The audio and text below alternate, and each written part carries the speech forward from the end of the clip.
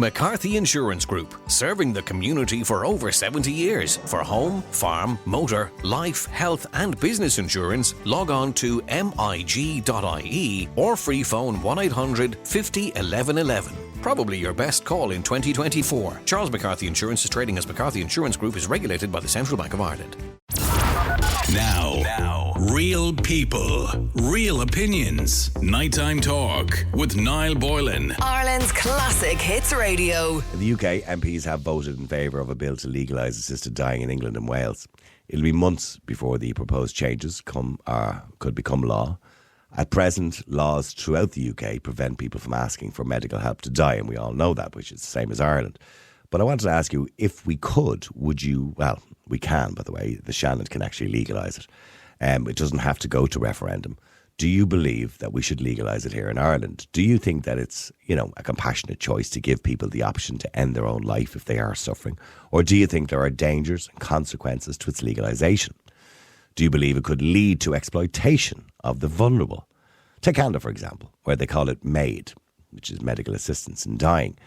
As an example, they have the highest rate of assisted dying. 4.1% of all deaths in Canada are due to assisted dying. It's got to the point now where if you're a drug addict, if you're homeless, if you're socially deprived, or even depressed, you can have assisted dying. And that's what people fear when you bring in legislation for assisted dying, that originally the legislation comes in and says, OK, this is only for the terminally ill who've been diagnosed with 6 months to live. But now we're going to expand that to people who might be depressed or people who might be just old and want to leave. You know what I mean? And that's what the fear is. People say, well, once you bring in legislation, the goalposts start to move.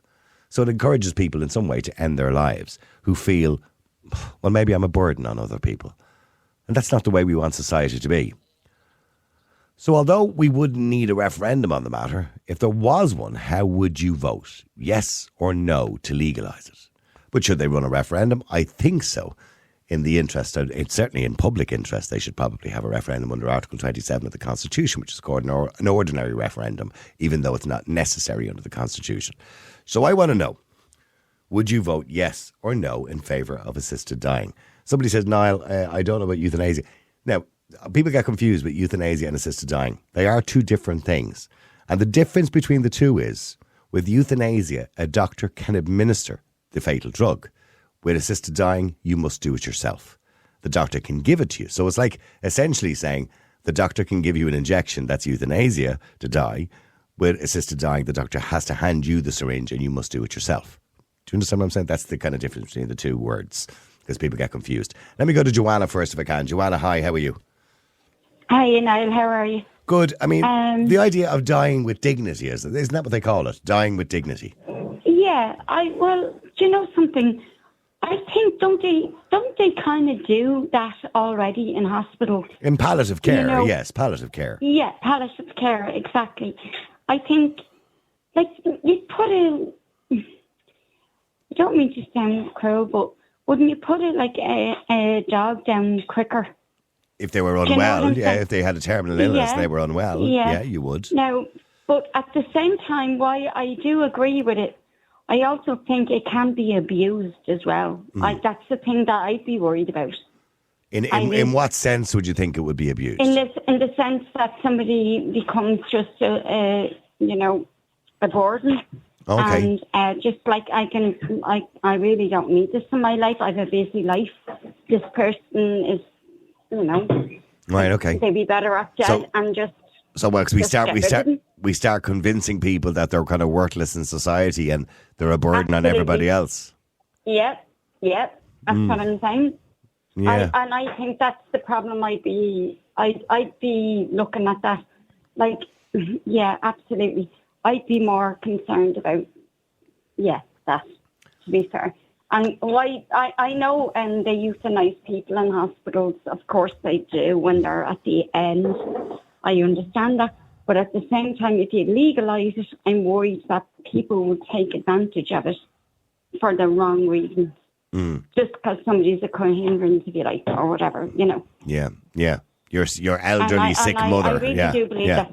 Or, the way people, like, you hear about people and, they get their money robbed from them. They get and they're looking at is the biggest assets that they have, like their houses, everything, and they just really don't want to be bothered wiping their bum, pardon the pun, I really mean that. So just get rid of them and claim their inheritance and whatever, and that's what I think. Well, now, obviously, with assisted dying, you wouldn't be able to call the death of somebody else, but in saying that, you are right. You're right in what you said. You can make them feel worthless. You can make them feel like they're a burden. Yeah. Yeah, but you are right in what you said. There is a difference in euthanasia and literally assisted dying, because assisted dying, as far as I know, you have to actually physically give the person the pills. Yeah, or whatever, to do it themselves, essentially. There's a glass of water there, but all I'm asking you to do is give me the 2 pills or whatever it might be. Just hand them to me, please, because I can't physically put the glass into my mouth. Just give them to me and I'll do it myself. I understand that. And in hospitals, it's different. I think they do that all the time. And I often wonder if they do it just to free up beds when they know somebody is literally at the end. I don't think so. I think we understate what doctors and nurses do and the great job they do when somebody is at the end of life and a lot of pain, and they obviously up the dose of the morphine. Oh, I understand it's to take people's pain away as well. Of course it is. Yeah. But I mean, at the same time, they're thinking, well, right, this person probably has about 5 hours left or a day left or whatever, and we need this bed, so let's just up the dosage. There's nothing. I would hate to think that happens, mind you. You know. It does happen. I know it does. I know, because I used to be a nurse now. You know, a long time ago, before I had my child, my first child at 4 now. Well, and what, there would be conversations had about that person is using up a bed. I wish they'd pop their clogs. Well, it wouldn't actually sound like that now, but I mean, there would be a team that would have a meeting, I suppose, and consultant, doctor, nurses, well, that's okay. Whatever. Yeah. All that, you know, and they would just. I don't think they meant anything bad. No, I don't think. From what you're saying, it doesn't sound that bad. I'm probably putting it the wrong way around. It's just that when they know that that person's coming to the end, and it's just better to put them out there suffering, and they do need that bed. I mean, it does come down to business at the end of the day. Stay there for a second, Joanna. Let me go to Dave. Dave, that's a very morbid thought. I have to say that they'd be rushing people. I know, but it is true, though. It is true. Oh, no, I'm not suggesting it's not. Sorry, Dave, just in relation to assisted dying, I get the point Joanna makes that, you know, you do make people feel maybe worthless, or people feel like they're a burden, or sure, look, that assisted dying is available, ma'am. You know what I mean? Do you want that? You know what I mean? Yeah. I can see a little bit of the point, like whatever about people feeling worthless and stuff. I think that's based on their own personal circumstances and maybe the family they have or haven't around them at the time. But I think, like you were saying from the onset, it's very, very easy to be corrupted. And like in Canada now, as you said yourself at the beginning of your show, that it's so easy to be corrupted, and all of a sudden now you have, I think there's documented cases where 4 to, if not 5 people who served in the military in Canada and ended up in wheelchairs or paraplegic were offered death. Yeah. Well, but you know, but instead of saying like, we can give ye help and care and support, they said, "Do you know what? You're a bit fucking annoying. Would you ever just fucking die and leave us alone?" That's the way, and you put it bluntly, but that is the way it is. And here's the thing about it, they call it MAID, right? They call it MAID. Insurance companies in Canada now, right, rather than paying to support somebody who might need palliative care or who may need, you know, a surgery, long-term care, or long-term care. But hey, they won't pay for that, but they'll pay for assisted dying. Yeah, but of course they won't pay for that. There is a difference. Why would they pay for it? Hang on, Joanna. Yeah, hang on. So Dave, if indeed the government, you know, well, you're talking about, like, Niall. If I said to you, like, for example, that I really need your help, and you can either help me by giving me X amount every week and paying for support and physio to help me to learn how to walk again, and I need all this, or you can just pay a one-off payment and I'm dead and I'm not a problem anymore. Like, if financially and you were a heartless bastard, you might turn around and say, well, financially, this makes a lot of sense. Option 2, yeah. Yeah, kill the bastard. Who cares? And, like, while I think of, like, without bringing a different conversation into it and without muddying the water even further, I would equate this similarly to the abortion. And I think that, like, we were kind of sold a lie in the abortion, and we were kind of, it was a yes or no. It wasn't yes, but these are the terms and conditions, or no, and whatever. But we were just told a yes or a no. And I just think if it came into Ireland, it would be a similar yes or a no. And then all of a sudden you'd have somebody whose mother owned a house that was worth €1 million, and they were a useless piece of shit and they really needed the money, and the mother wasn't sound in mind anymore, and then all of a sudden it was like they'll sign off saying, yeah, she always wanted to die if she wasn't of her right facilities anymore.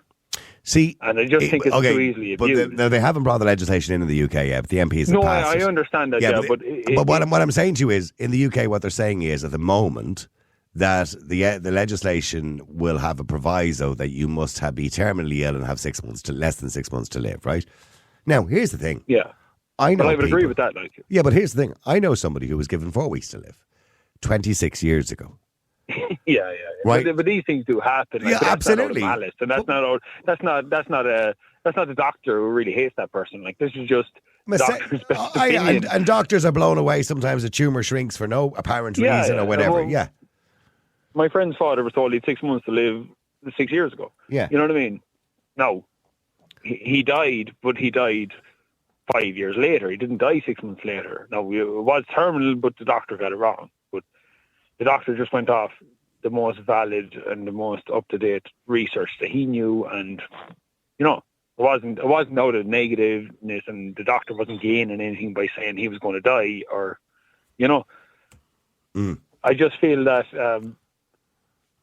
I would have no problem with it, genuinely, if it would have to be in the Constitution, though, the exact wording of how. Well, here's the thing. Like, it's not if it went to a referendum or something. But I would not have in to the put it in the Constitution. I'm saying. But I would have to put it in the Constitution. Okay. I would have to put it in a way that people would have to have a referendum to change it in any way, shape, or form. Otherwise, I wouldn't be in favour of it, because otherwise it's just up to whoever's in political power at the time to change it willy-nilly any way they feel suits them. So what you're saying to me is too big a deal, like. Okay, what you're saying to me is you agree with it in principle, provided there's very strict regulations which are enshrined in the Constitution. Yeah. If I was dying and I was in agony and I was like told that 100% you're going to die, no, even if I didn't know the end date, like, look, you have lung cancer, you're in stage 5, there's nothing we can do. And then maybe I might decide, yeah, I'm going that way myself now, I'm going to just decide to do it. What's the difference? Like, it's like someone else might help you do it, and then they end up in prison for the rest of their life out of compassion. Well, currently, at the moment, if somebody helps you, it's murder. Yeah. Yeah, obviously, yeah. It would be, yeah. But it could be purely out of compassion, like, not out of murder. Like, you know what I mean? You're not doing it because you hate the person. Like, if you were with your partner and you saw her agonizing in pain and she begged you and she was of sound mind and you were chatting for, like, it wasn't like a 1 minute conversation like, oh Jesus, it's so bad, kill me.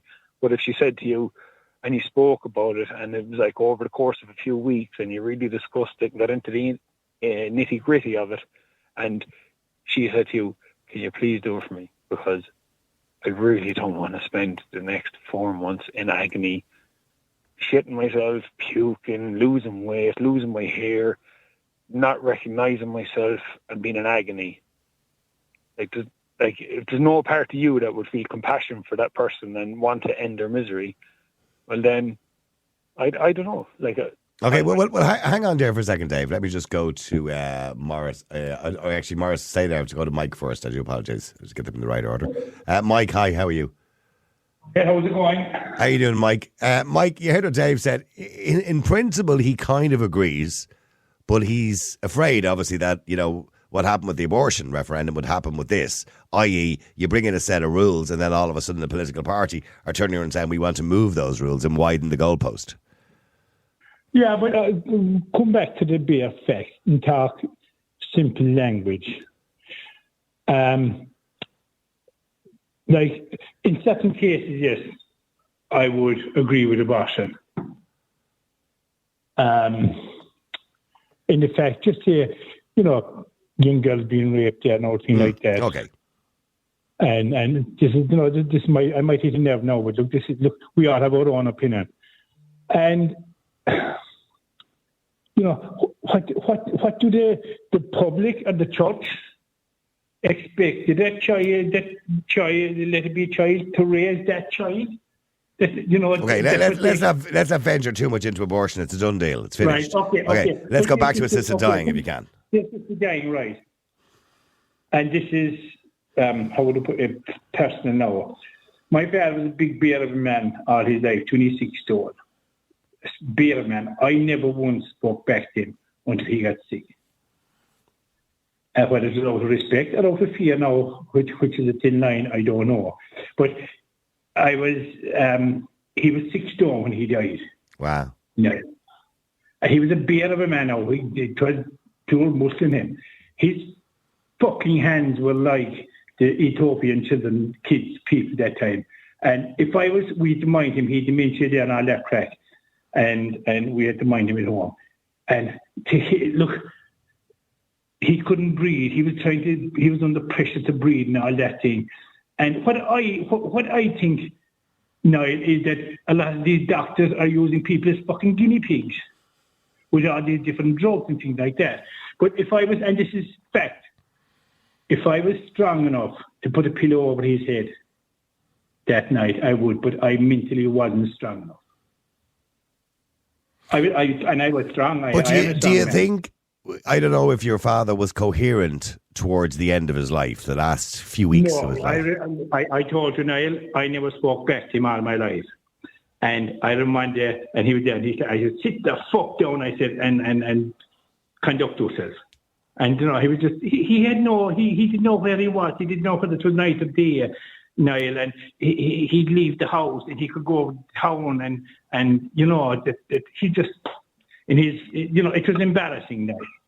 But, and there he, okay. And he's the type of person who wouldn't have wanted to die like that, is what you're saying to me. Without a shadow of a doubt. Yeah. Okay. Like, with all due respect, unless you've spoke to him about it before, you can't make that decision when you're one second now. Do you know what I think should be done? I'm 61 now, right? I would be prepared to sign an affidavit today that if ever I get a stroke or a thing like that, give me the tablet and I'll take it myself. Because I don't want to be a burden to... But hang on. Here's the problem, right? And this is the argument against assisted dying. You shouldn't ever feel like you're a burden, Mike. No matter how unwell you are. There are people out there who've survived strokes, heart attacks, cancers, all sorts of things. Nobody should feel like a burden, because we should have a proper health service and a proper health system that supports people who are unwell. No, you see, every day I get up, I thank our Lord that I can get up and that I'm strong and I'm healthy, mentally and physically. But to lose that night, to be inside in the armchair, to be inside and people, is that what is clogging up? And don't get me wrong, no, but this is... No, I know what you mean. I wouldn't like to be in that position either. Thanks very much. End of story. Point. Yeah, I wouldn't. Point. Yeah. I wouldn't like to be in that either, but it's at the end of the day, being a bit of a burden to somebody is not the same as like that you feel like you're going to die and then you deserve to have that opportunity to say you're going to die and to take that away from other people. Like, being a burden is not the same thing as like you're terminal, you're going to die and we need to make this decision. And that's what we need to nail down if it's ever going to be brought into our country, is all my point is. Well, do me a favour, both of you. Just stay there. I need to go to Morris just before the break. Sorry. Morris, hi, how are you? Niall, how are you doing? It's a tough one, but I think we're getting to the stage where we have to respect people's lives and their endings as much as we do our animals. Like, if you have a dog or a cat or any sort of an animal, and you go to the vet and say, listen, I have 14 years, and the vet does a couple of tests and said, God, actually, we might as well let her go. She's riddled with cancer. So why can't we do the same for human beings? Because we don't care for animals as much as we care for human beings. We should care for human beings. Well, hang on. Well, we do. You're right, Mike. Actually, we do care for animals. But what I'm saying is, we should have suitable supports and palliative care. There should be more money invested in all of that sort of stuff for human beings. Yeah, and I can understand Mike's point as well when he was saying, I don't want to be a burden on anybody. There's a generation of people out there like that would be our parents and Mike's parents, and they grow up and they go, Jesus, I hope God spares me that I'm not a burden on anybody. And my mother said that to me as well before she died. And she's dead 32 years now, and it never left me. They don't want to be a burden on anybody. You just want to go asleep and But isn't that awful that an elderly person would think they're a burden to anybody? But that's the world we live in. I think it's awful. I think it's awful. Like, aren't you a burden when you're a baby? Very much so, yeah. But like, see, do you know what loses? Do you know what hurts the people the most? That they can't do anything for themselves, physically or mentally, and they've lost their independence. It kills them. Yeah, they die on the inside because somebody comes into the bed to move them around, to bathe them, to wash them, to give them bed baths. It's the meaning to them, and they don't like it. And they don't like strangers coming into their home, washing them and turning them and doing everything. So your answer to that is bring in legislation so we can kill them. Because that's essentially what we're saying, and I don't mean to be blunt about it. That's essentially what we're saying. So they can go quickly and just not be the burden on us. Rather than looking more deeply into this and saying, well, maybe we should be kinder to people, maybe we should support people, maybe we should make people feel like they're not a burden to us.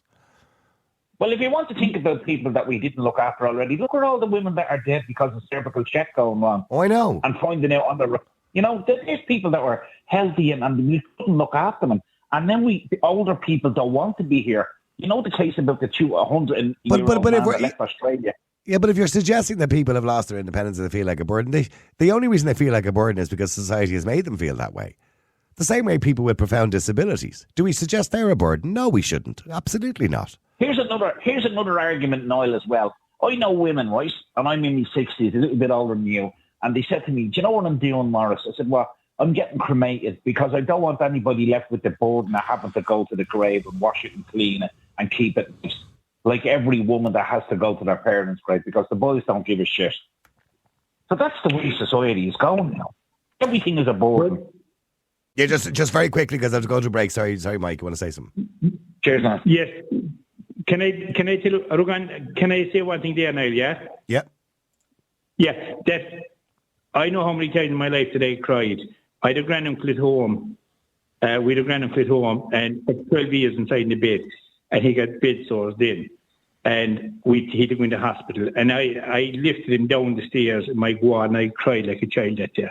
Right. Because I felt the fail that I couldn't do no more for him. But, you know, and you see, he didn't want that either, like. But he had an operation, his back, he was paralyzed. But, you know, that I didn't regret doing it for 1 minute. Like, I fed him, I was working home at the time, and I fed him, myself and my brother, we fed him 95% of the time. But, you know, I would not want anybody to do that, or to have to expect somebody to do that.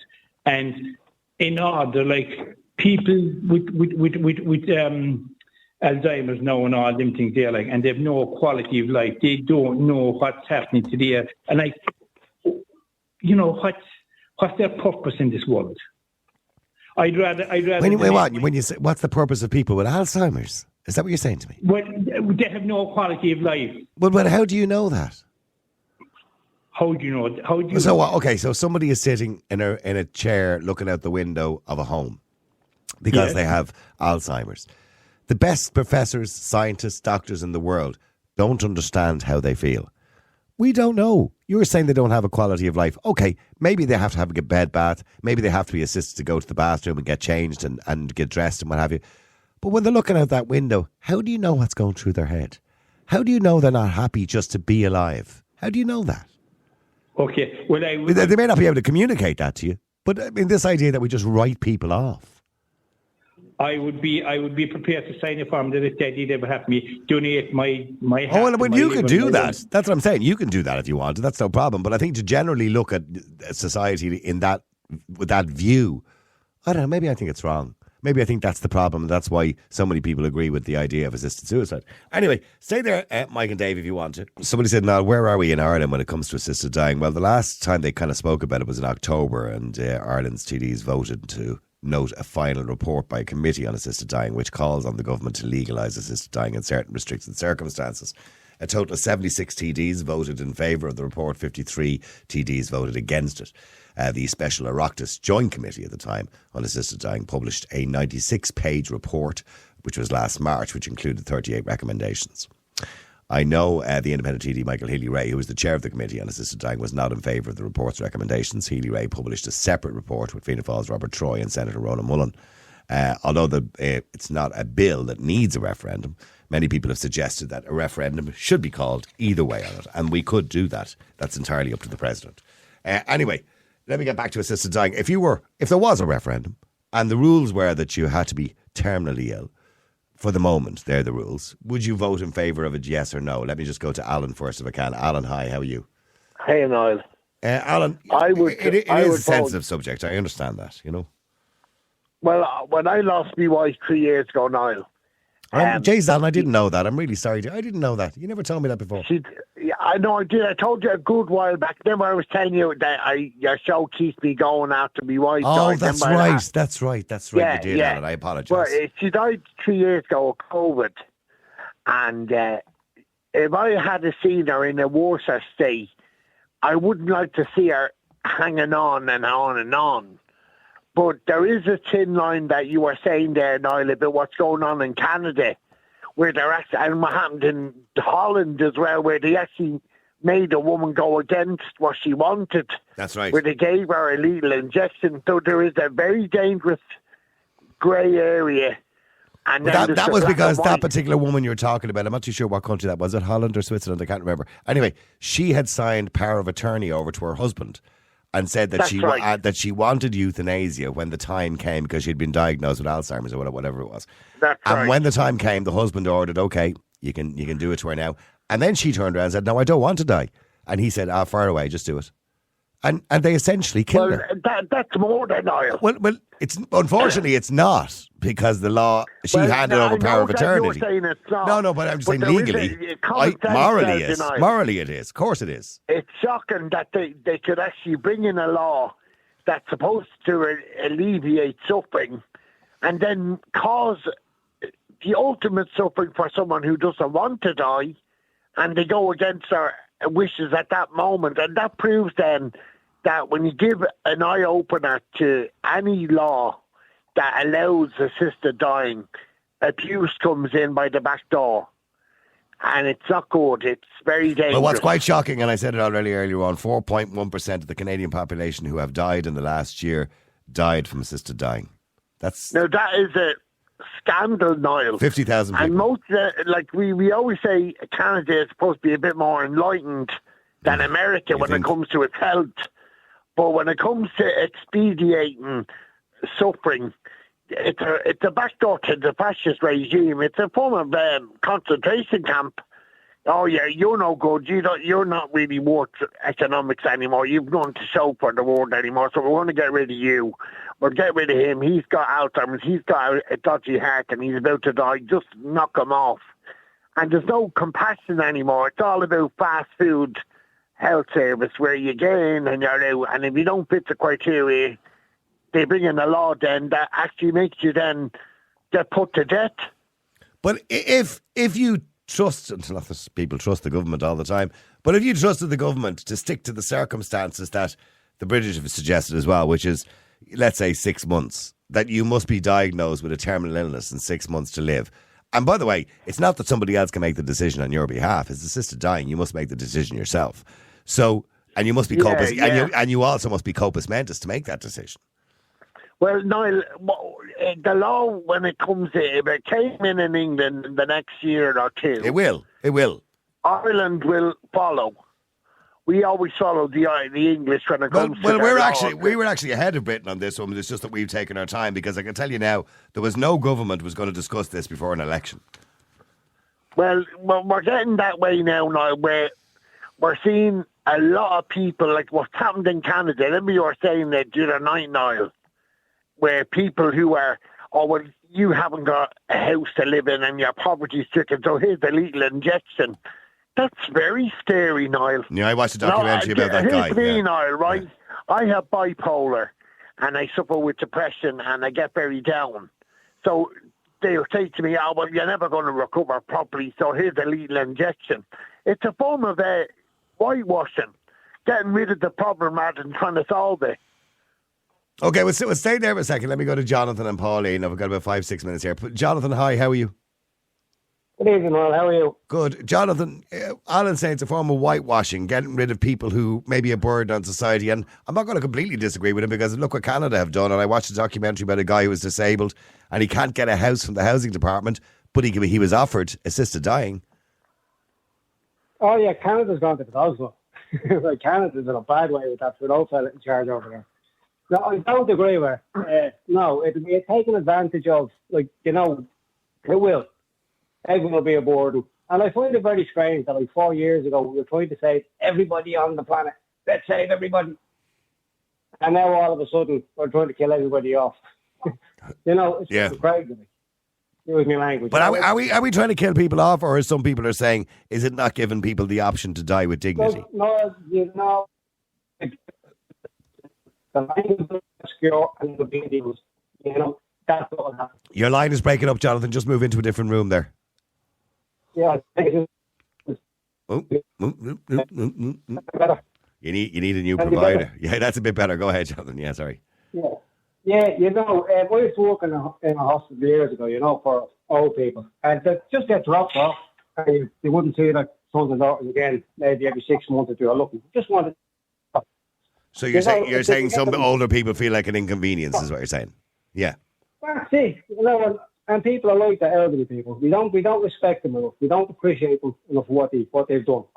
You know, we really do lack compassion. It's getting worse. The more liberal we get, the less compassionate we get.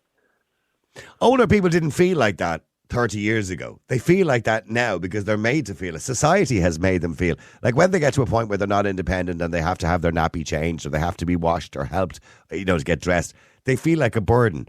They didn't feel like a burden 30 or 40 years ago because they weren't.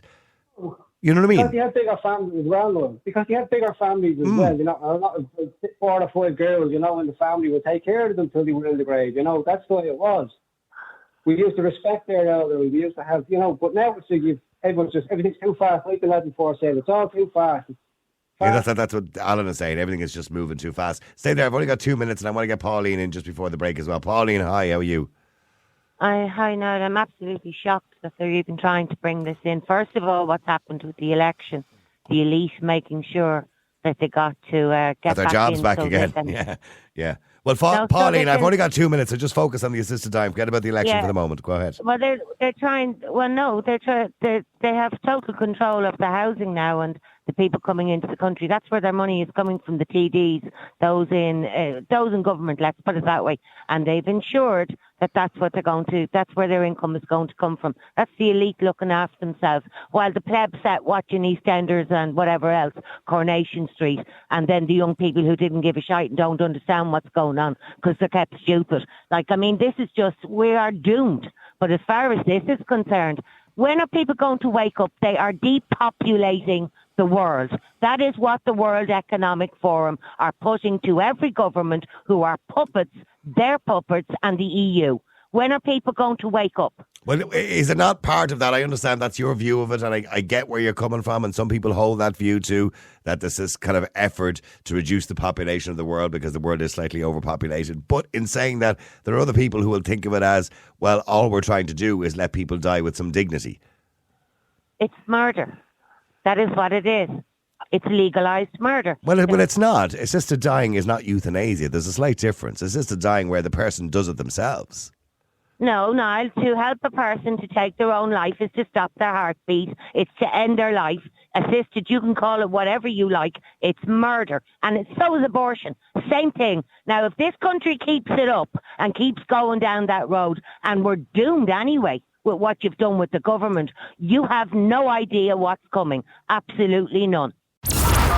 Now, real people, real opinions. Nighttime Talk with Niall Boylan. Ireland's classic hits radio.